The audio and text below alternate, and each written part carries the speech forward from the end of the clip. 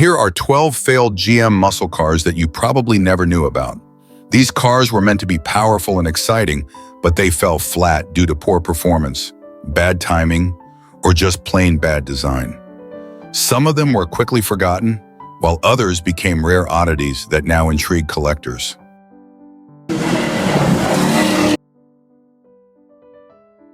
The 1969 Chevrolet Camaro ZL1 Copo 9560 is one of the most legendary and mysterious muscle cars of all time. Conceived as the ultimate drag racer, it was the brainchild of Chevrolet's Central Office Production Order (COPO) program, a backdoor way for savvy dealers to order high-performance parts that weren't available on regular production cars.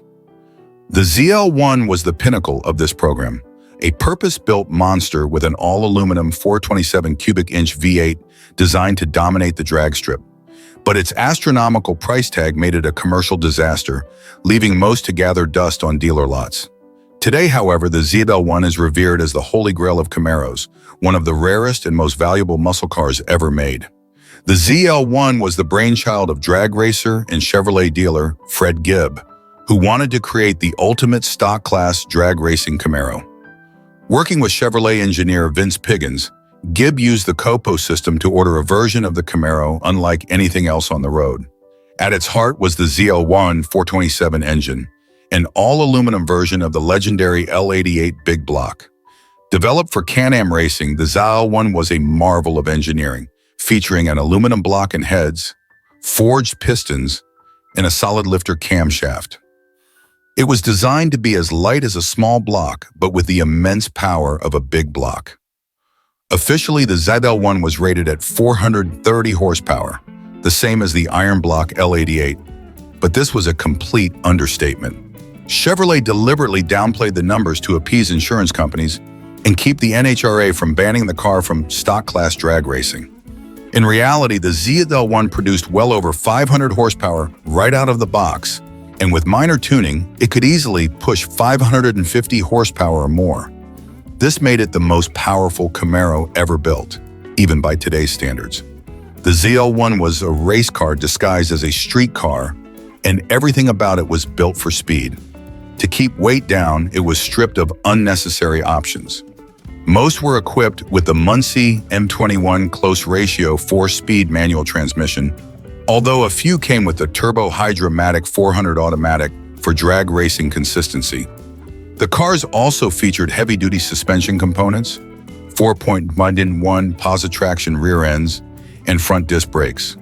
But while it was built for performance, the ZL1 wasn't built for comfort. It had no air conditioning, no radio, and a bare-bones interior that was all business. The price, however, was the real shocker. The ZL1 package added over $4,000 to the base price of a Camaro SS, pushing the total cost to around $7,200. To put that in perspective, you could buy a Corvette for less, and most high-performance muscle cars of the day were selling for around $3,500. This made the ZL1 almost twice as expensive as a regular Camaro, and it proved to be a tough sell. Although Chevrolet required a minimum order of 50 units for the Copo program, only 69 ZL1 Camaros were built, making it one of the rarest production cars ever made. Fred Gibb Chevrolet ordered the first 50 units, but they proved impossible to sell. In 1969, few people were willing to pay Corvette money for a Camaro, no matter how fast it was. Many of the ZL1s sat unsold on dealer lots for years, with some being sold at a loss just to get rid of them. A few dealers even swapped out the ZL1 engines for cheaper small blocks, hoping to make the cars more affordable. It was an ironic fate for a car that was designed to be the king of the drag strip.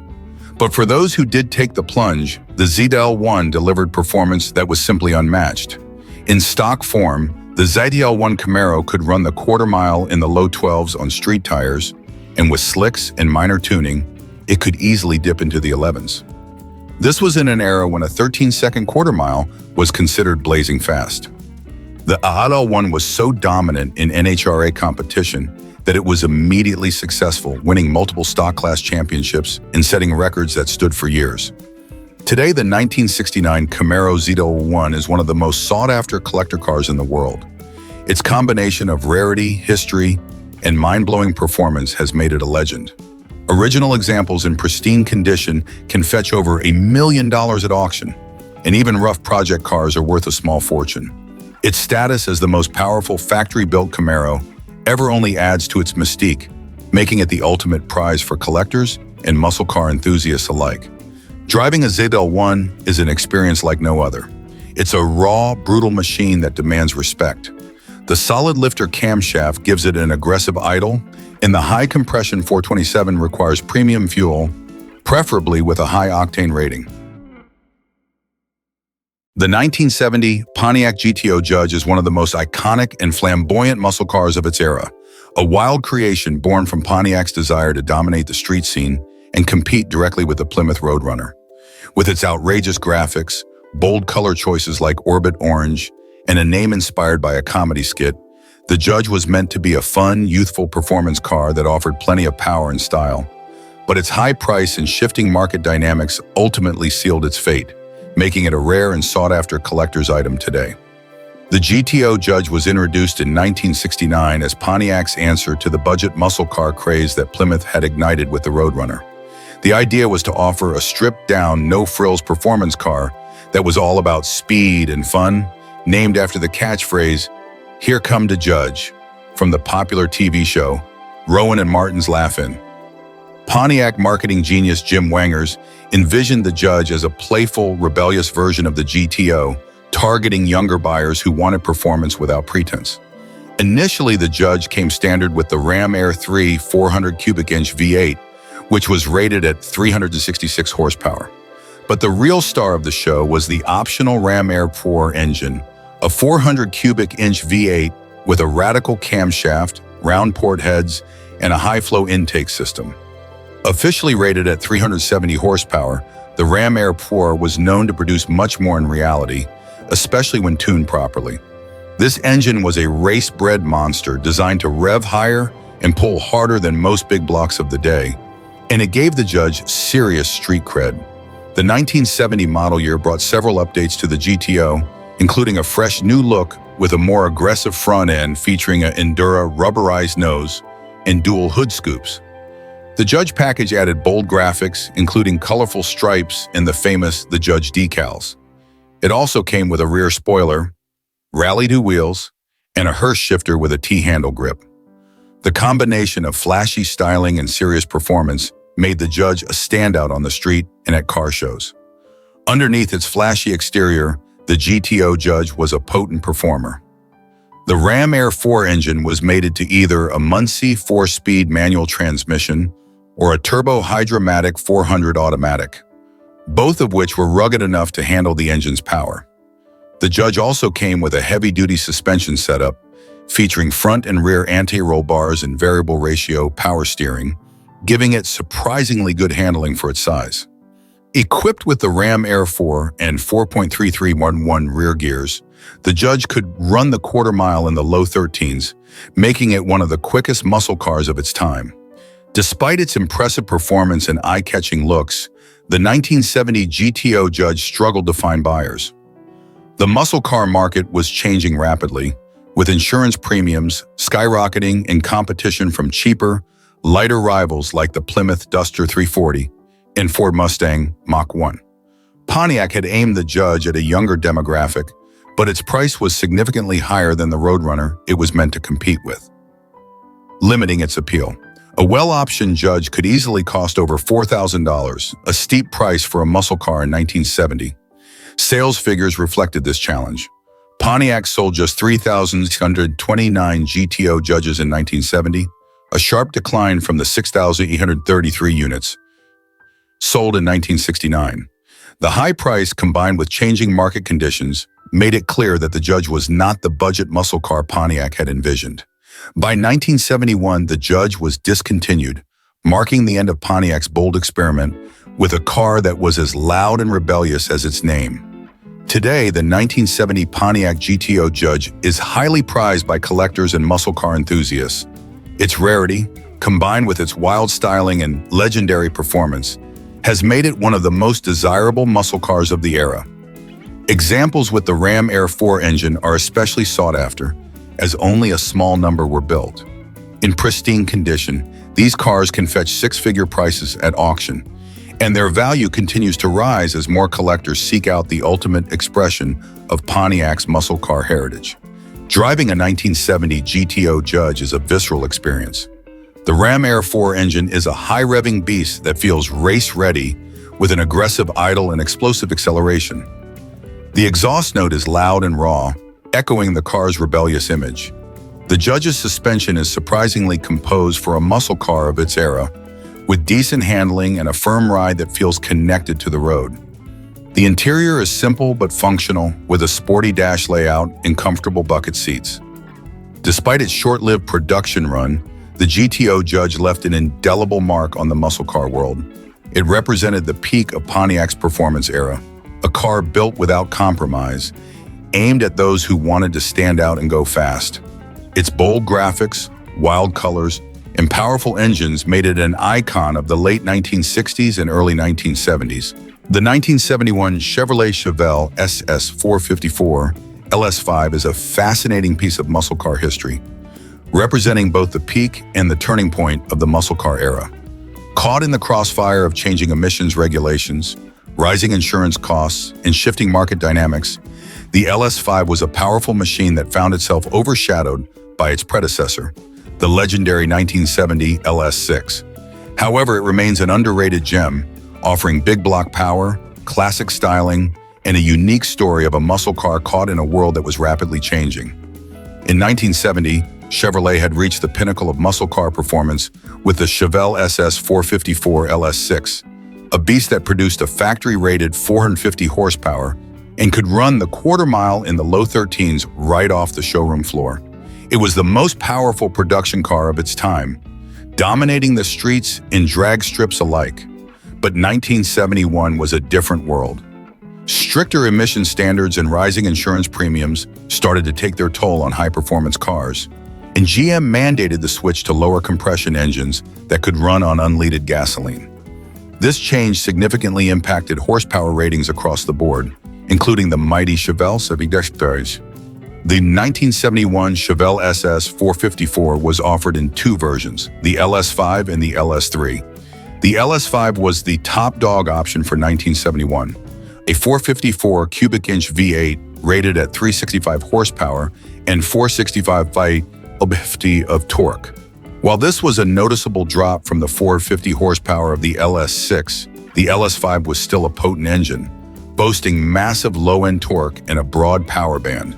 It featured a 4-barrel Rochester quadrajet carburetor, hydraulic lifters, and a cast-iron intake manifold. The LS5 could be paired with either a 4-speed manual transmission or a turbo-hydromatic 400 automatic, both of which were robust enough to handle the engine's grunt. Despite the drop in horsepower, the LS5 Chevelle was no slouch on the street. It could easily run the quarter mile in the mid-14s, which was still very respectable for its time, especially considering the new emissions restrictions. The car was known for its brutal acceleration off the line, thanks to its massive torque.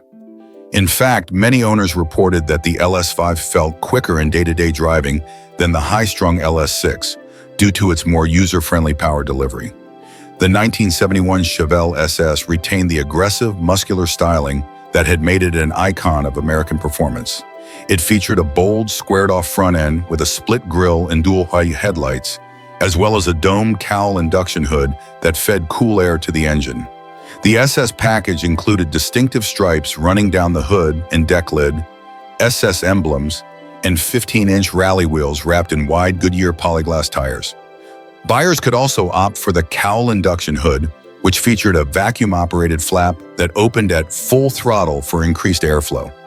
Inside, the 1971 Chevelle SS was comfortable and stylish, with optional bucket seats, a center console with a horseshoe shifter for automatic models, and a sporty dash layout with round gauges. It was a more refined muscle car compared to its earlier counterparts, reflecting the growing demand for performance with comfort. Chevrolet offered a range of options, including power windows, air conditioning, and even an 8-track stereo, making the SS454 a fast yet comfortable cruiser. However, 1971 marked the beginning of the end for the classic muscle car era. Insurance companies were cracking down on high-performance vehicles, leading to skyrocketing premiums. Young buyers, the primary market for muscle cars, found themselves priced out not only by rising insurance costs, but also by increasing gas prices. At the same time, the new emissions regulations forced automakers to reduce compression ratios, leading to lower horsepower ratings. The LS5's 365 horsepower was now measured using the new SAE net rating system, which made the drop seem even more dramatic compared to the gross ratings used in previous years. These changes affected sales. In 1971, Chevrolet sold about 9,500 SS454 models, significantly fewer than in 1970. The LS6 was gone and the LS5 was now the top engine option, but it didn't have the same allure or street reputation as its predecessor. Many buyers opted for the smaller, more affordable SS350 or SS396 models, as the muscle car market was shifting toward more practical, fuel-efficient vehicles. Despite being overshadowed by the 1970 LS6, the 1971 Chevelle SS454 LS5 is a fantastic muscle car in its own right. It retains the bold styling and big block power that defined the golden age of American muscle, and it represents a turning point in automotive history, a moment when the muscle car was forced to adapt to a changing world. The LS5 offers a unique driving experience with its massive torque, smooth power delivery, and classic muscle car soundtrack. The 1973 Pontiac GTO is often remembered as the end of an era, a once mighty muscle car that found itself caught in the middle of changing times, struggling to keep its identity amid tightening emissions regulations, rising insurance costs, and shifting consumer tastes.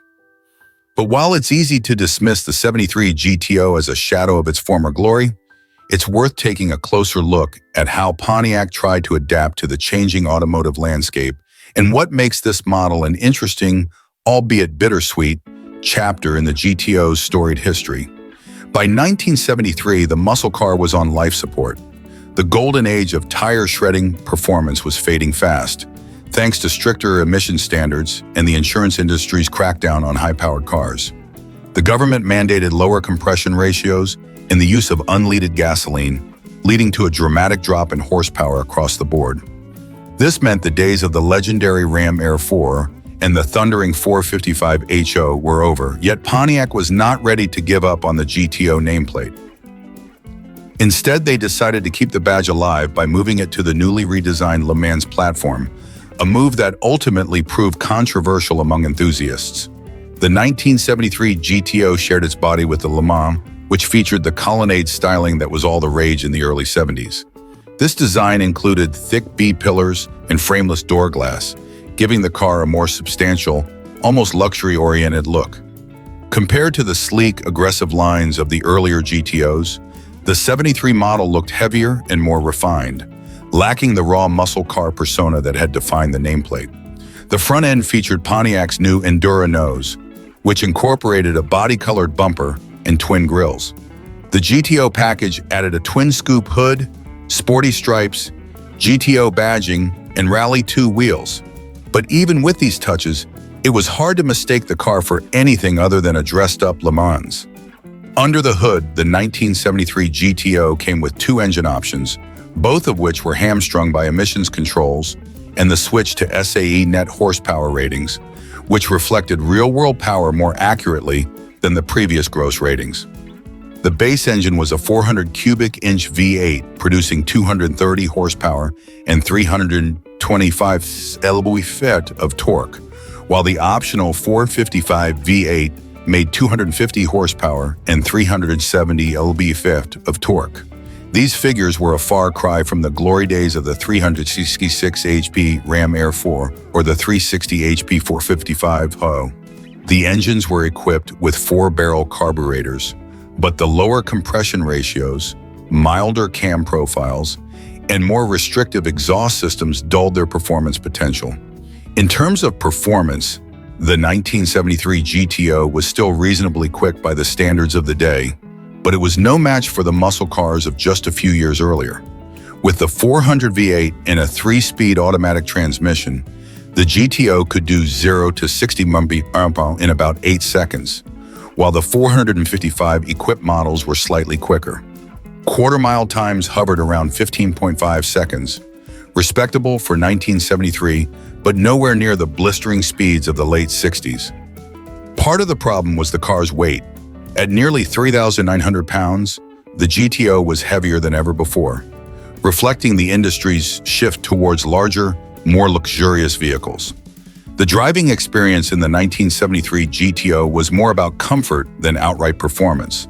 The car came standard with power steering and power front disc brakes, providing a smoother, more refined ride compared to the raw, visceral feel of earlier models. The suspension was tuned for a more comfortable, compliant ride, and while the GTO still handled decently for its size, it was clear that Pontiac was aiming more for a sporty Grand Tourer feel rather than a hardcore street machine. Buyers could opt for the radial tuned suspension, RTS package, which improved handling with radial tires, heavy-duty springs, and upgraded shocks.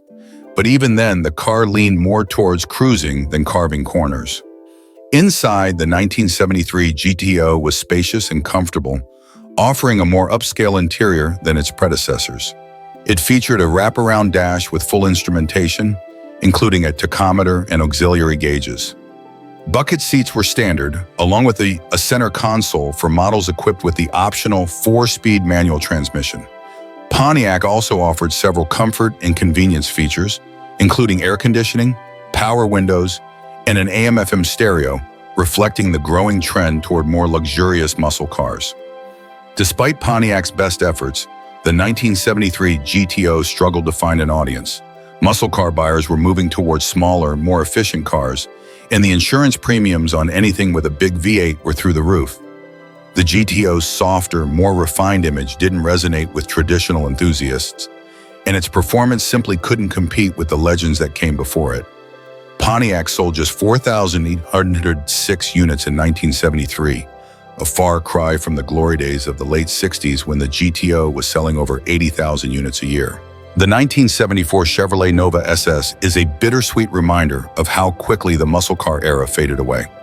By this point, the once mighty SS badge had lost much of its luster, reduced to an appearance package that was more about style than substance. It was a sign of the times, emissions regulations, insurance hikes, and the aftermath of the 1973 oil crisis had transformed the muscle car landscape, and the Nova SS was no exception. Yet, this car still holds a unique place in history, representing the end of an era and the beginning of a new, more restrained approach to American performance cars. The Nova had always been a versatile platform. Launched in the early 1960s as a compact car, it evolved into a potent muscle car by the late 60s, with the SS 396 and Yenko 427 versions giving it serious street cred. But by 1974, things were different. The muscle car heyday was over, and Chevrolet was scrambling to keep the Nova relevant.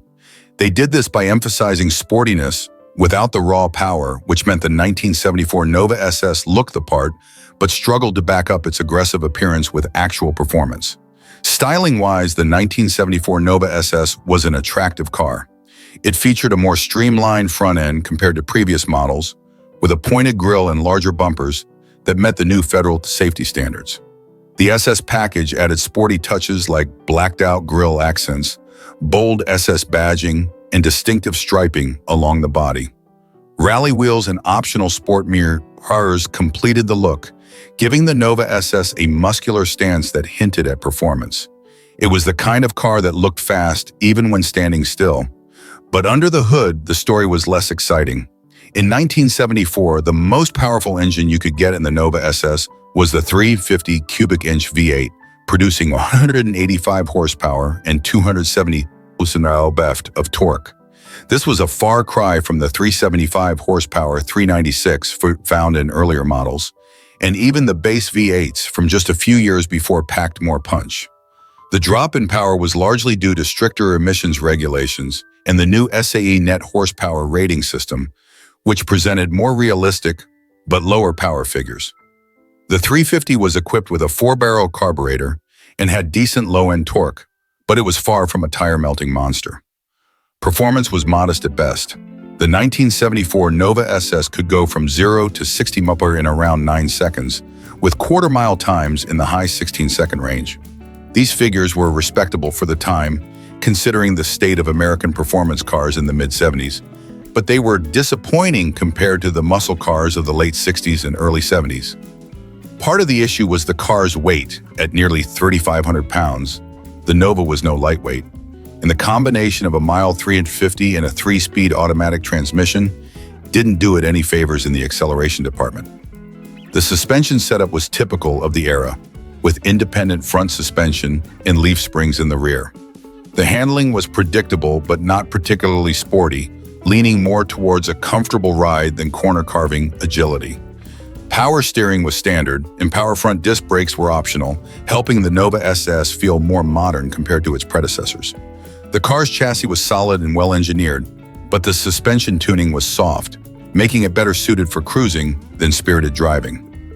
Inside, the 1974 Nova SS was relatively plain but functional. The interior was straightforward, with basic instrumentation and a no-nonsense dashboard layout. Bucket seats were optional, and the SS package added sporty touches like special door panels and an SS badge on the steering wheel. The overall feel was comfortable and spacious, but far from luxurious. This was still an economy-based car at heart, and the interior reflected that. However, the simplicity and durability of the materials used have helped many of these cars survive over the decades. One of the biggest challenges for the 1974 Nova SS was its identity crisis. By 1974, the SS badge was more of a styling package than a true performance model. You could even get the Rally package, which looked almost identical to the SS, further muddying the waters. Buyers looking for real muscle car performance were left wanting, and the Nova SS was often overshadowed by the Camaro Z28 and the newly introduced Chevrolet Chevelle Laguna S3, both of which offered more power and performance-oriented features. Despite its shortcomings, the 1974 Nova SS did have a few things going for it. It was affordable, reliable, and relatively easy to maintain. The 350 V8 was a workhorse engine with a massive aftermarket support network, making it a popular choice for hot rodders and street racers who wanted to extract more power with bolt-on modifications. Headers, intake manifolds, and more aggressive camshafts were readily available, allowing enthusiasts to build a respectable performer without breaking the bank. The 1976 Buick Century Free Spirit is a fascinating slice of 1970s Americana, a car that tried to capture the patriotic spirit of the United States bicentennial, but ultimately became more of a curiosity than a collector's item. It was a time when American automakers were grappling with changing tastes, emissions regulations, and the aftermath of the oil crisis. And Buick thought they could ignite some excitement with bold graphics and a flashy theme. However, despite its eye-catching appearance, the Free Spirit fell flat when it came to performance, making it a prime example of the all-show, no-go phenomenon that plagued many mid-70s muscle car pretenders. The idea behind the Free Spirit was to celebrate America's 200th birthday with a special edition that was as loud and proud as a 4th of July parade. It was based on the Buick Century, a mid-sized car that had been a staple in Buick's lineup for years. The Free Spirit package was all about patriotism, featuring a unique red, white, and blue paint scheme inspired by the Buick Indy Pace car that led the field at the 1975 Indianapolis 500. In fact, the Free Spirit was directly influenced by the Pace car's design, which had been a hit at the track but struggled to make the same impression on showroom floors. The paint job was certainly bold. The car sported a bright white body accented by red and blue stripes that ran from the front to the rear, creating a dynamic sense of motion even when parked. Large Free Spirit decals adorned the quarter panels, and a unique hood ornament with a blue background and white star added to the patriotic theme. Buick went all out to ensure the car would turn heads, and it did, but not always for the right reasons. Some buyers loved the over-the-top styling, while others found it tacky and garish, limiting its appeal.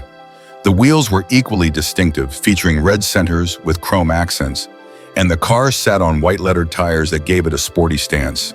The overall look was flashy, bordering on cartoonish, but it perfectly captured the bicentennial fever sweeping the nation in 1976.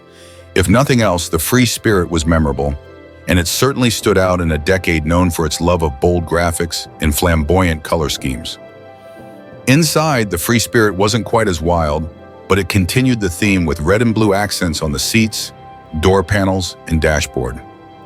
The upholstery was typical of the era, with plush vinyl seats that offered comfort but little support during spirited driving. The instrument cluster was straightforward, and despite its sporty exterior, the Free Spirit had a column-mounted shifter, a clear indicator that this was more of a cruiser than a muscle car. Air conditioning, power windows, and an AM/FM radio were available options, adding a touch of luxury to the patriotic package. Unfortunately, the car's performance didn't live up to its dynamic appearance. Under the hood, the Free Spirit was powered by a 350 cubic inch V8 that produced a modest 165 horsepower. This engine was paired with a 3-speed automatic transmission, sending power to the rear wheels in a smooth but uninspiring manner. Acceleration was lethargic, with 0 to 60 mph times hovering around 10 to 11 seconds and quarter-mile times in the mid-17-second range. This was a far cry from the tire-melting performance of earlier muscle cars and even less exciting compared to the Buick Grand Nationals that would come a decade later. The engine's power output was hampered by emissions controls, which were becoming increasingly strict by the mid-1970s. The 350 was equipped with a 4-barrel carburetor, but it was tuned more for fuel efficiency and emissions compliance than for performance. The result was a car that looked fast but couldn't deliver on that promise. It was particularly disappointing given Buick's history of producing powerful and torquey V8s in the 60s and early 70s. Handling was also typical of the era, with a soft suspension setup that prioritized comfort over agility. The Free Spirit rode on Buick's A-body platform, which was solid and well-engineered, but not particularly sporty. It offered a smooth ride and decent stability on the highway, but it was prone to body roll in corners, and the power steering was vague and over-assisted. Braking was adequate for the time, with front disc brakes and rear drums, but it wasn't confidence-inspiring during spirited driving. The biggest issue for the Free Spirit wasn't its styling or even its underwhelming performance. It was the fact that buyers simply didn't connect with the car. By 1976, the muscle car era was effectively over, and consumers were more interested in fuel economy, practicality, and comfort. The market for flashy, performance-oriented coupes had shrunk considerably, and the Free Spirit's combination of wild looks and tepid power just didn't resonate. It was priced competitively, but the novelty of the bicentennial theme wore off quickly. The 1977 Oldsmobile 442 is a prime example of how the once great muscle car era fizzled out under the pressure of emissions regulations, fuel economy concerns, and shifting consumer tastes. The name 442 once stood for power and performance, symbolizing Oldsmobile's dominance in the muscle car market during the late 1960s and early 1970s. But by 1907, it was little more than a shadow of its former self, a mere appearance package on the otherwise mild-mannered Cutlass. It's a car that enthusiasts often overlook, not because it was inherently bad, but because it was a sad reminder of what could have been. The 442 legend was born in 1964 as an option on the F85 Cutlass. The name originally stood for a 4-barrel carburetor, 4-speed manual transmission, and dual exhausts, signaling serious performance credentials. Throughout the late 60s and early 70s, the 442 grew in power and prestige, culminating in monsters like the 1970 model with a 455 cubic inch V8 that could produce up to 370 horsepower. It was a golden age of American muscle, with the 442 standing toe-to-toe with heavyweights like the GTO, Chevelle SS, and Charger RT.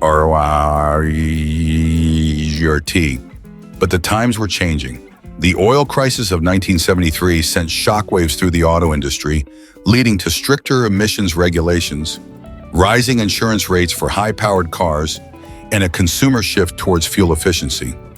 Oldsmobile was forced to adapt, and the once mighty 442 was gradually neutered. By 1907, the nameplate was reduced to an option package on the Cutlass Supreme, with the emphasis on looks rather than performance. It was a cosmetic tribute to a bygone era, and for enthusiasts, it was a bitter pill to swallow. The exterior styling of the 1977 Oldsmobile 442 wasn't bad. In fact, it was quite handsome for its time. It sported bold 442 decals on the quarter panels, a distinctive blacked-out grille, and contrasting color schemes with sport stripes along the lower body. Dual sport mirrors, styled rally wheels, and chrome accents added a touch of muscle car flair, and the fastback roofline gave it a sleek, aerodynamic look. From a distance, it certainly looked the part, echoing the muscular stance of earlier models. The 442 package also included stiffer suspension and a rear stabilizer bar, which helped improve handling slightly compared to the standard Cutlass. However, the driving experience was a far cry from the visceral thrill of the 442s from a decade earlier. Under the hood, the magic was gone. The most powerful engine option was the 350 cubic inch Oldsmobile V8, producing just 170 horsepower and 275 pound-feet of torque. It was paired with a 3-speed turbo-hydromatic automatic transmission, which shifted smoothly but lacked the engagement and excitement of the 4-speed manuals that had once defined the 442. Acceleration was tepid at best, with 0 to 60 mph times hovering around 10 seconds, sluggish even by late 70s standards. The quarter mile took about 17 seconds, a far cry from the low 14s of the 1970 442 W30. The car's weight didn't help matters either, tipping the scales at over 3,800 pounds. Despite the sporty look, the 1977 442 was heavy, underpowered, and ultimately uninspiring when it came to straight-line performance. Fuel economy was about average for the time, around 15 miles per gallon. But this was little consolation for enthusiasts who remembered the days when the 442's sole purpose was to burn rubber and dominate drag strips. The 350 V8 was reliable and torquey at low RPMs, making it a decent cruiser, but it was completely outclassed by some of the competition, particularly the Pontiac Trans Am, which offered more horsepower and a more aggressive driving experience. The interior of the 1977 442 was comfortable and well-appointed, reflecting Oldsmobile's reputation for quality and luxury. It came with plush bucket seats, a sporty 3-spoke steering wheel, and a center console with a floor shifter. Wood grain accents on the dash and door panels gave it an upscale feel, and options like air conditioning, power windows, and an AM/FM stereo made it a pleasant place to spend time. But while it was comfortable and stylish, it didn't feel like a performance car. The gauges were basic, with no tachometer, and the seating position was more suited to relaxed cruising than spirited driving. Handling was better than expected, thanks to the sport-tuned suspension, but it was still hampered by the car's weight in the typical 70s power steering that was light and numb. Body roll was noticeable in corners, and the 442 didn't inspire much confidence when pushed hard. It was more of a grand tourer than a muscle car, more about style and comfort than speed and agility. One of the most frustrating aspects of the 1977 442 was the missed opportunity. Oldsmobile had the engineering talent and resources to build something great, but corporate priorities and market conditions dictated otherwise. The 442 was meant to be a sporty, stylish version of the Cutlass. The 1978 Chevrolet Monza Spyder is a fascinating yet often overlooked chapter in General Motors history. It was intended to be a sporty, compact alternative to the Camaro, targeting buyers who wanted something nimble and stylish without the bulk of a traditional muscle car.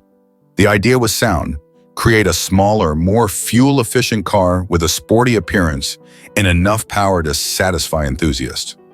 Unfortunately, the execution fell short, and the Monza Spyder became a symbol of the compromises automakers were forced to make in the 1970s. The Monza itself was born from the Chevrolet Vega platform, which was initially celebrated as GM's answer to the rising popularity of compact imports like the Volkswagen Beetle and Toyota Corolla. By the mid-1970s, the Vega's reputation was tarnished by reliability issues, including rust-prone bodies and engine problems. GM needed a replacement that could restore consumer confidence, and thus the Monza was introduced for the 1975 model year. It was designed with sleek, European-inspired styling, featuring a low-slung body, fastback roofline, and a distinctive angular front end that gave it an aggressive stance. The Monza was offered in several versions, But the one that aimed to capture the attention of performance enthusiasts was the Spyder package. Chevrolet's goal was to evoke the spirit of the legendary Corvette Monza Spyder of the 1960s, a sporty, turbocharged compact that had developed a cult following.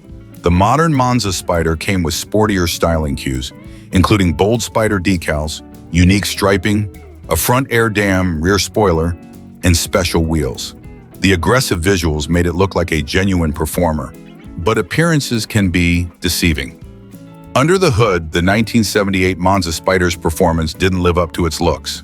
The base engine was a rather uninspiring 2.5L Iron Duke inline-4, producing a meager 85 horsepower. Hardly sporty, it was more suitable for fuel economy than spirited driving. The more desirable option was the 5.0L 305 cubic inch V8, but even this engine was a victim of the era's emissions regulations. It produced just 145 horsepower and 245 pound-feet of torque, which was adequate for the time, but far from thrilling. The power was sent to the rear wheels through either a 4-speed manual transmission or a 3-speed automatic. And while the manual was more engaging, it didn't change the fact that acceleration was lukewarm. The V8-powered Spyder could manage 0 to 60 miles in around 9 seconds, which was respectable compared to other late 70s cars, but paled in comparison to the muscle cars of the previous decade. The quarter mile was covered in about 17 seconds, hardly the stuff of legends. Handling was better than expected, thanks to the Monza's relatively lightweight and well-balanced chassis. It featured front disc brakes and rear drum brakes, along with a sport-tuned suspension on the Spyder model that included stiffer springs and a rear stabilizer bar. The car was nimble and responsive, feeling more agile than its larger Camaro sibling. In fact, its compact size and lightweight design made it fun to drive on twisty roads, but the lack of real power under the hood limited the overall experience. Inside, the Monza Spyder continued the sporty theme with bucket seats, a 3-spoke steering wheel, and a full set of gauges, including a tachometer and oil pressure indicator. The dashboard was driver-focused, and the optional center console added a touch of flair. However, the quality of materials was typical of GM in the late 70s, lots of hard plastics and vinyl that didn't age particularly well. It was comfortable enough for daily use, but it lacked the refinement of more expensive sporty coupes of the era. The exterior design was arguably the Monza's strongest point. Its sleek, aerodynamic shape was ahead of its time, and the Spyder's bold graphics package gave it a striking, sporty look.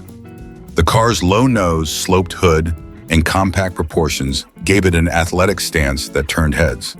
The fastback roofline and integrated rear spoiler contributed to its dynamic appearance, and the wide range of color combinations allowed buyers to personalize their rides. However, while the Monza looked fast standing still, its performance simply didn't live up to its aggressive design. One of the biggest challenges the Monza Spyder faced was stiff competition. In the late 1970s, the Camaro Z28 and Pontiac Trans Am were still available with more powerful engines, better performance, and larger followings. Meanwhile, the Mustang II, though underpowered itself, had the advantage of the Mustang nameplate. Even import rivals like the Datsun 280Z offered superior performance and driving dynamics. The Monza struggled to find its place in this crowded market, especially since it didn't have the muscle or the heritage to compete directly with the heavyweights. Sales were modest, and the Monza Spyder never achieved the popularity Chevrolet had hoped for. The 1989 Pontiac Firebird Formula Turbo is a story of high hopes and disappointing realities. It was Pontiac's attempt to combine cutting-edge technology with muscle car performance at a time when emissions regulations and fuel economy concerns were reshaping the automotive landscape. Turbocharging was seen as the future, a way to extract more power from smaller engines while maintaining fuel efficiency. On paper, it sounded revolutionary, but in practice, the Firebird Formula Turbo fell flat. By the late 1970s, the glory days of muscle cars were long gone. Stricter emission standards, soaring insurance premiums, and the aftermath of the oil crisis had severely impacted performance cars.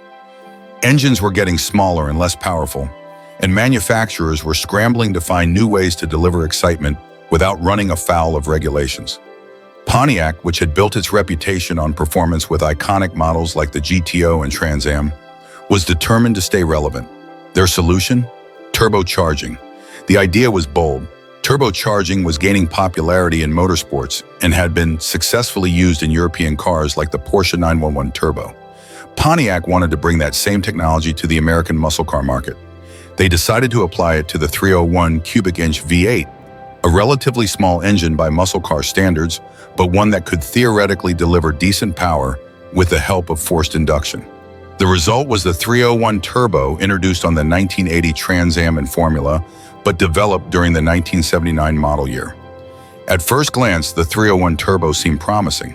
It was rated at 210 horsepower and 345 lb-ft of torque, which was respectable for the era, and notably more powerful than the naturally aspirated 301's 155 horsepower.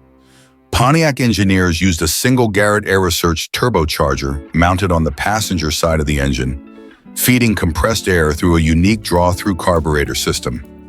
The 301 Turbo also featured lower compression pistons, 7.5-1, to handle the boost, as well as reinforced internal components to improve durability.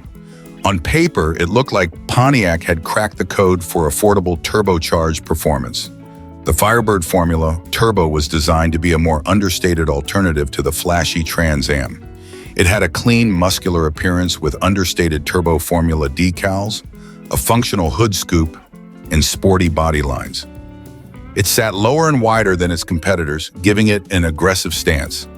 Inside, it featured bucket seats, a sports steering wheel, and a unique gauge cluster that included a turbo boost gauge, an exciting touch that promised serious performance. But that promise was never fully realized. The 301 Turbo suffered from a host of problems that severely impacted its performance and reliability.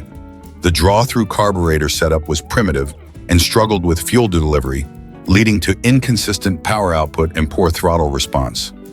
Turbo lag was significant, and when the boost did finally kick in, it was often abrupt and difficult to control. This made the car feel unrefined and unpredictable to drive. More troubling were the engine's reliability issues. The 301 Turbo was prone to overheating due to inadequate cooling systems. The turbocharger itself was poorly lubricated, leading to premature wear and even catastrophic failure. Drivers frequently reported blown head gaskets, cracked exhaust manifolds, and warped cylinder heads, issues that were expensive to repair and damaging to Pontiac's reputation. Additionally, the engine was detuned to run on low-octane fuel, which limited its performance potential even further. Despite its power advantage on paper, the 301 Turbo struggled in real-world driving. It was hampered by the Firebird's considerable weight, nearly 3,700 pounds, which dulled acceleration. The car's 0 to 60 mph time was around 8 seconds, not terrible for the late 70s, but far from the thrilling performance buyers expected. The quarter mile took over 16 seconds, which was slower than many non-turbo V8 muscle cars from just a few years earlier.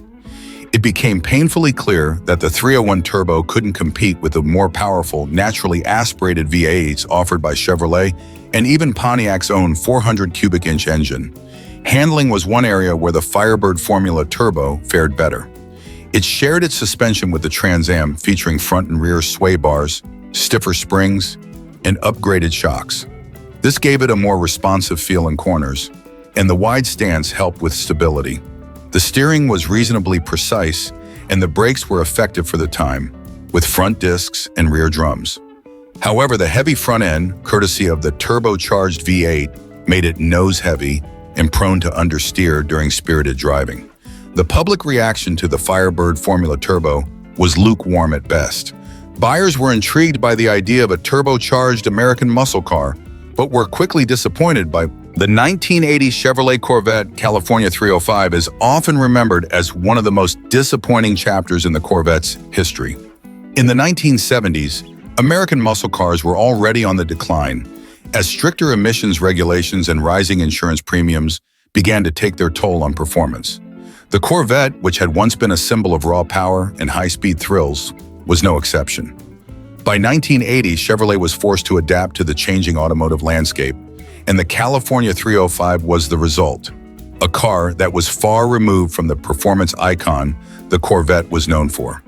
In the late 70s, California, with its stringent emissions laws, became a particularly tough market for automakers to navigate.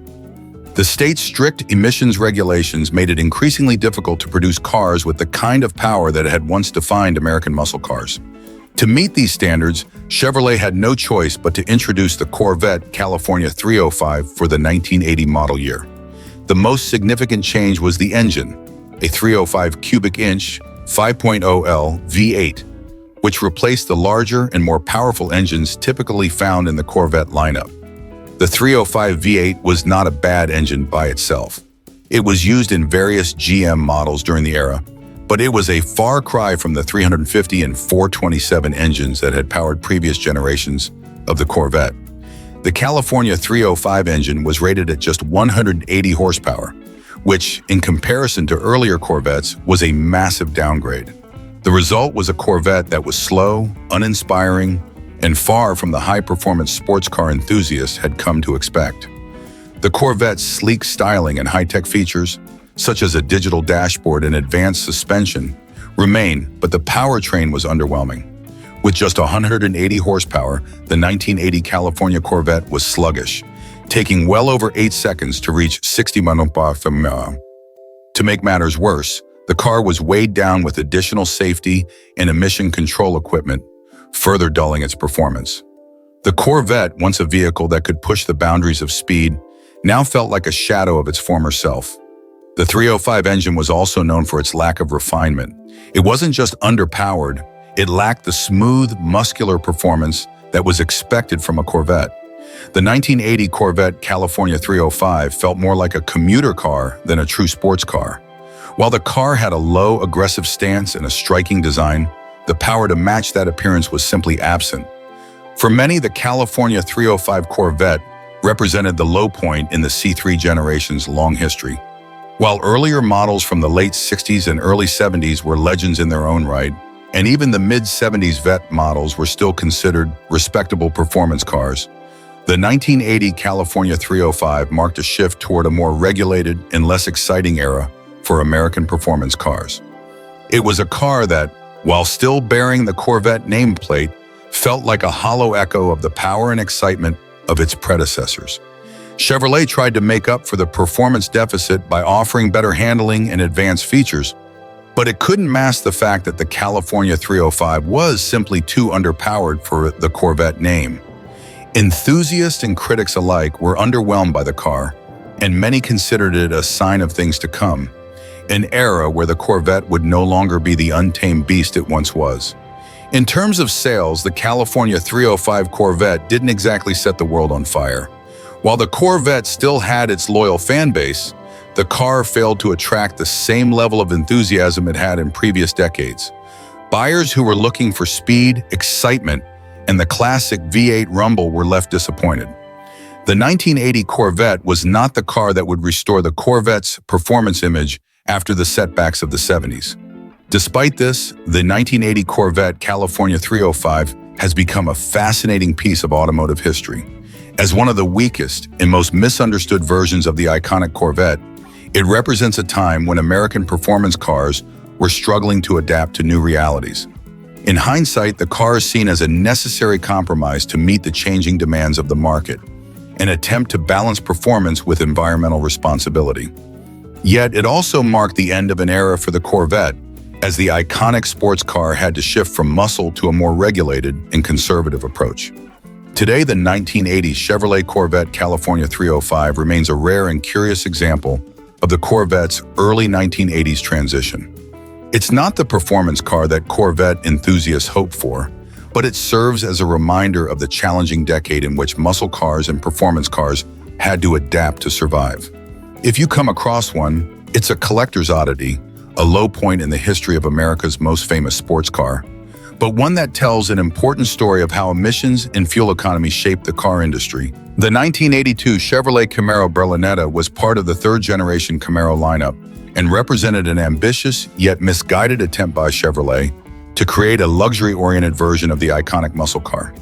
Introduced during a time when performance cars were transitioning into the era of more fuel-efficient and regulation-heavy designs, the Berlinetta was an attempt to shift the Camaro into a more refined and sophisticated market. Unfortunately, the execution of this vision left much to be desired, making the Berlinetta one of the more forgettable versions of the Camaro. One of the biggest issues with the Berlinetta was its lack of power. While the Camaro had always been known for its performance, the Berlinetta's offerings were far from impressive. The most powerful engine option was a 2.8-liter V6 that produced just 112 horsepower.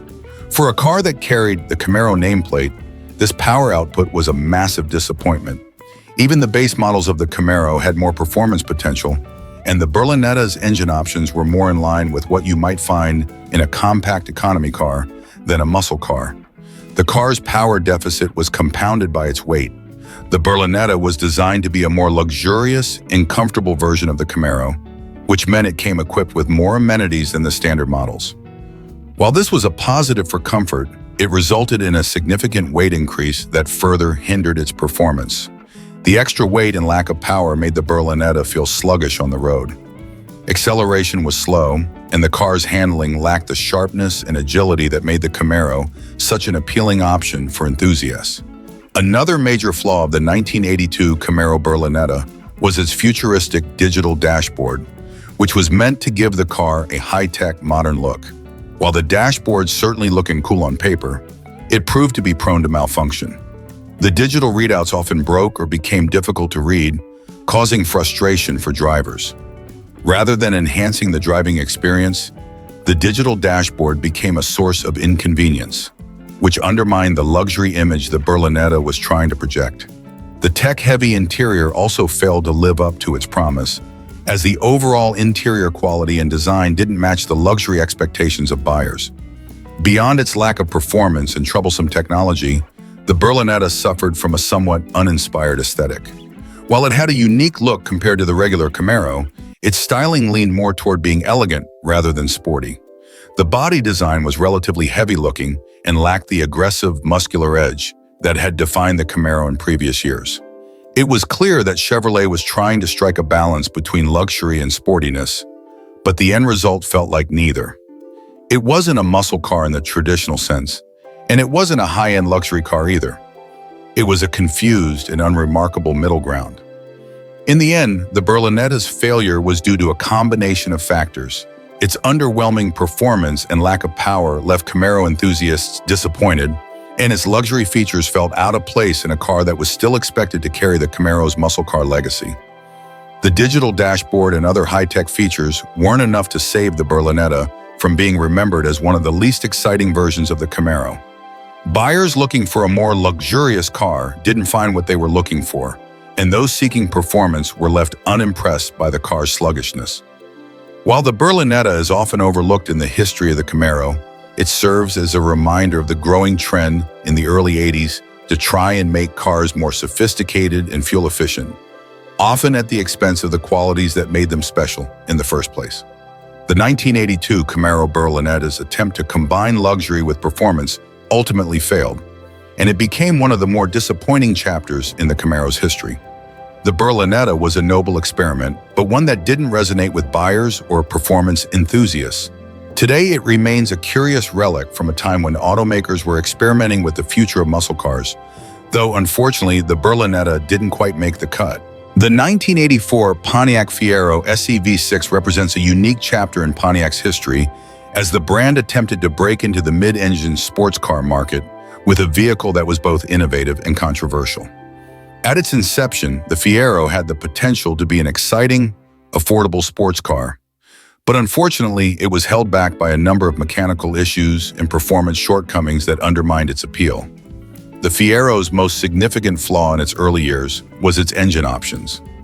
The base model of the 1984 Fiero came with the Iron Duke 2.5L four-cylinder engine, which was underpowered and sluggish. With only around 92 horsepower, it simply didn't have the muscle to match its sleek, sporty appearance. This made the car feel more like an economy vehicle than a true sports car, and it didn't live up to the performance expectations set by its mid-engine design. While the handling was relatively decent due to the car's lightweight design and mid-engine configuration, the lack of power made it feel uninspiring on the road. For 1984, Pontiac introduced the Fiero SE Sport Edition model, which came equipped with a 2.80 V6 engine. The V6 made 140 horsepower, which was a significant improvement over the four-cylinder, but it still wasn't enough to elevate the car into the true sports car territory. Despite the boost in horsepower, the Fiero SE V6 was still slower than it should have been, especially when compared to its competition. Its performance was more in line with a compact economy car than a genuine sports car, and it lacked the acceleration and handling finesse that would have justified its mid-engine layout. Even though the V6 engine made a stronger contribution to the Fiero's power output, the car's mechanical reliability was another major hurdle. Early Fieros were plagued by electrical problems, overheating issues, and various mechanical failures. The mid-engine layout, while providing excellent handling balance in theory, proved challenging to engineer properly in a car built on such a budget. Many owners reported issues with the car's electrical system, cooling system, and suspension components. These mechanical problems, coupled with the underwhelming performance, left the Fiero with a reputation for being an unreliable and frustrating car to own.